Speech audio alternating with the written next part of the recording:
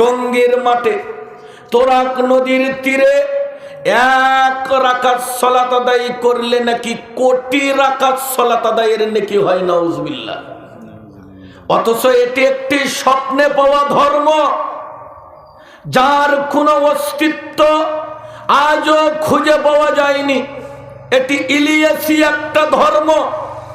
আল্লাহর নবী বললেন, লা তাশুদ্দুর রাহাল ইল্লা ইলা সালাসাতি মাসাজিদ, 3টা মসজিদ ছাড়া সওয়াবের আশায় বের হওয়া যাবে না। একটি হলো মসজিদুল হারাম, আরেকটি হলো মসজিদে নববী, আর একটি হলো মসজিদে আকসা। কথা বলেন ঠিক কিনা? আমাদেরকে বলা হতো এই দল নাকি জান্নাতি দল, এই দল নাকি নিজের খেয়ে দাওয়াতি কাজ করে। ভালো কথা, এটা যদি জান্নাতি দল হয় তাহলে 2 গ্রুপ মারামারি করে মানুষ মারা গেল, একটা সাদের দল আর একটা জুবাইরের দল, তাহলে জান্নাতির দল কোনটা এটা বলো? তাহলে এই যে এটা নাকি গরিবদের হজের জায়গা, রাস্তা বন্ধ করে আখেরি মোনাজাত। অথচ সহিহ বুখারী খোলেন, আন আবি হুরায়রা রাদিয়াল্লাহু আনহু قال قال رسول الله صلى الله عليه وسلم الإيمان بضع وسبعون شعبة فأفضلها قول لا إله إلا الله وأدناها إماطة الأذى عن الطريق والحياء شعبة من الإيمان متفق عليه। আবু হুরায়রা রাদিয়াল্লাহু আনহু হতে হাদিসটি বর্ণিত, তিনি বলেন আল্লাহর নবী বললেন, ঈমানের 70-এর অধিক শাখা প্রশাখা রয়েছে, সবচাইতে উত্তম যেটা এটা হচ্ছে লা ইলাহা ইল্লাল্লাহ। সবচাইতে নিম্ন শাখা হলো ইমাতাতুল আযা আনিত তরিক, রাস্তা থেকে কষ্টদায়ক বস্তু ফেলে দেওয়া, যাতে অন্যের চলাচলে কষ্ট না হয়। আজকে যারা শাহবাগ রাস্তা বন্ধ করে আন্দোলন করে, এদের ন্যূনতম ঈমান নাই। অতীতে যারা রাস্তা বন্ধ করে আন্দোলন করে মানুষের পথ চলা বিঘ্ন করেছে, এদের ন্যূনতম ঈমান নাই। কথা মুহাম্মদ সাল্লাল্লাহু আলাইহি ওয়াসাল্লাম বলেছেন, আজকে যারা আখেরি মোনাজাতের নামে ফ্লাইওভার থেকে শুরু করে টঙ্গী তোরাক নদী থেকে শুরু করে যারা রাস্তা বন্ধ করে প্রত্যেক বছর আখেরি মোনাজাতের নামে ভাগটা করেছে, এদের ঈমান নাই, এদের ঈমান নেই, এদের ঈমান। এ কথা মুহাম্মদ সাল্লাল্লাহু আলাইহি ওয়াসাল্লাম বলেছেন। তাবলীগ করতে হবে, রাসূলের তরিকার মোতাবেক তাবলীগ করতে হবে। সেখানে রিয়াজুস সালিহিন থাকবে, বুখারী থাকবে, মুসলিম থাকবে। একটা লোক বাড়ির কাছে মসজিদ, ও মসজিদে যায় না, ও চিল্লে দেওয়ার জন্য চলে যায় বরিশাল। বাড়ির কাছে মসজিদ সালাতে যায় না, ও চিল্লা করার জন্য চলে যায় কক্সবাজার। ধর্মকে পাগল পেয়েছো মিয়া? আল্লাহ রাব্বুল আলামিন পবিত্র কোরআনুল কারীমে তাই বলছেন, ইয়া আইয়ুহাল্লাযীনা আমানু কু আনফুসাকুম ওয়া আহলিকুম নার।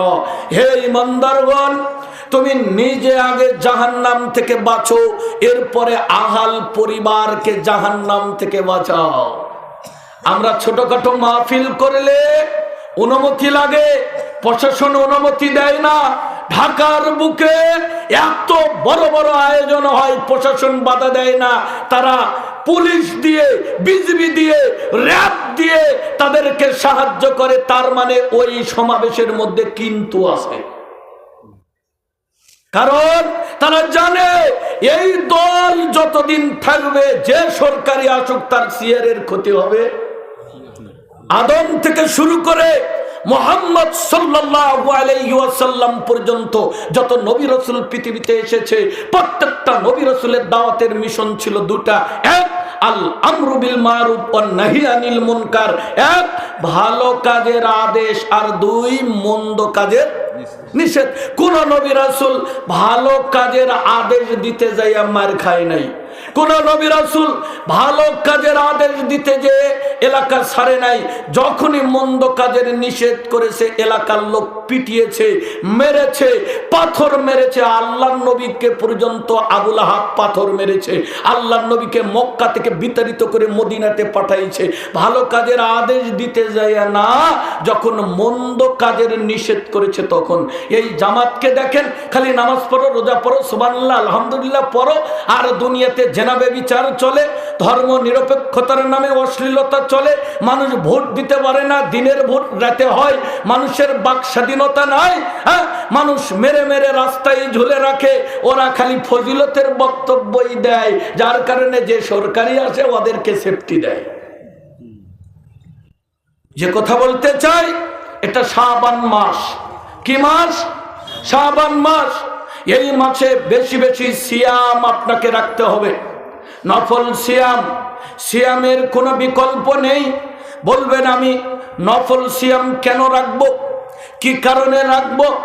সহিহ বুখারীর হাদিস, আল্লাহর নবী বলছেন, মান সামা ইয়াওমান ফি সাবিলিল্লাহ বাদাল্লাহু ওয়াজহাহু আনিন নারি 70 খরিফান।